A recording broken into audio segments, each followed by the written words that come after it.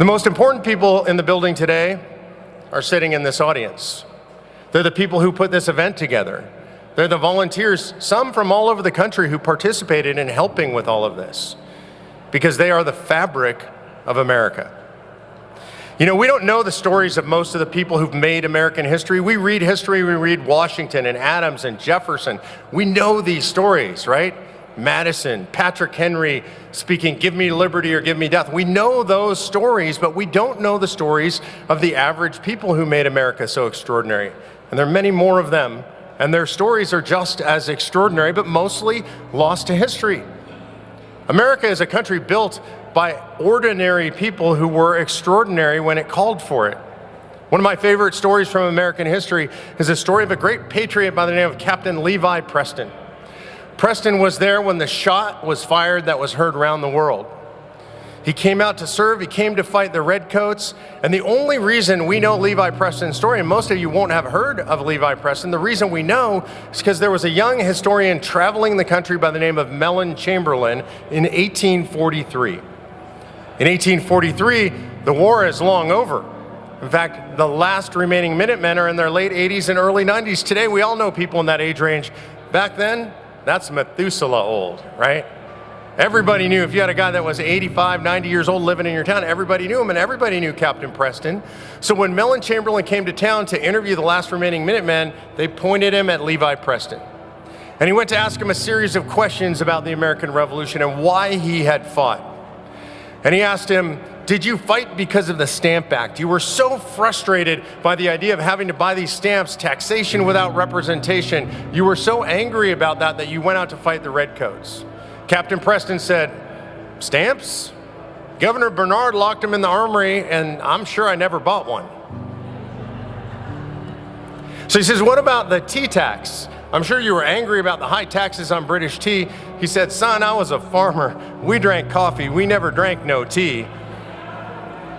So it wasn't the Stamp Act. It wasn't the tea tax. These are the things I learned in school.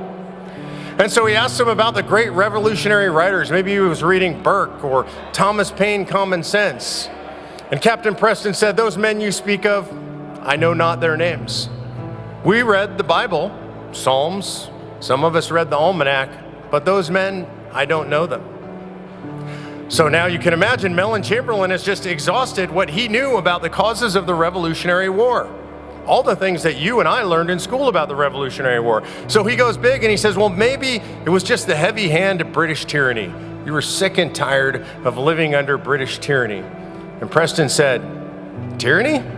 Never felt a whit of it. No tyranny, no tea tax, no Stamp Act, no inspiration by the great revolutionary writers." So Chamberlain says, well, what was it? Why would you go out to fight the Redcoats if none of those things were true? Levi Preston said something that to me is the greatest summary of the political philosophy of the American Revolution that I've ever heard, then or since. And he said this: "When we went out to fight them Redcoats that day, we meant only one thing. We had always governed ourselves, and we always intended to. And them Redcoats, well, they intended that we shouldn't." That's it. It's not complex, it's not lofty, it's not fancy speak. It was just a farmer who said, "I'm gonna tell my family what to do. We're gonna govern ourselves. I'm gonna run my own life. I'm gonna run my own business. We're gonna run our own government. You come here, you think you're gonna tell us what to do, that's not gonna happen." And by the way, he was living in a lineage of a long line of people who had done that. 158 years since Jamestown, 5 generations, this country, his countrymen, his father, his grandfather, his great-grandfather, and so on, had governed themselves. So by the time it comes to the American Revolution, it's just unthinkable that England could tell him what to do. It was unthinkable. He's your forefather. I often think about the founding, and I think about Madison and how smart he was and how well-read he was. I think about Jefferson and what a statesman. Franklin, how he knew everything about everything, such a Renaissance man. Washington, the indispensable man. And then I look in the mirror and I think, that's not me. I'm just a guy. Like, what could I possibly do? And then I think about Levi Preston. And I think, you know what? I could be Levi Preston. because I can govern myself. And when the time comes, I can stand and I can fight. And that's what we're doing.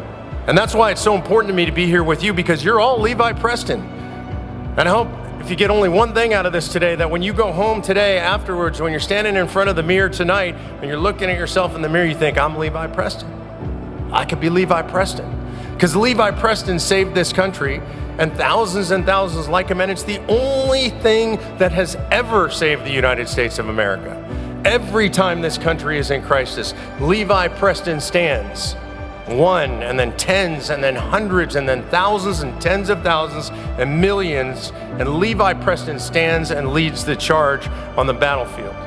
And that's who you are, and that's your heritage, and that belongs to you. I just couldn't sit by anymore and do nothing. I always said I hated politics, but I found out that you can't really change things if you don't get involved. What we're looking for is somebody that has the heart and wants to help save their country.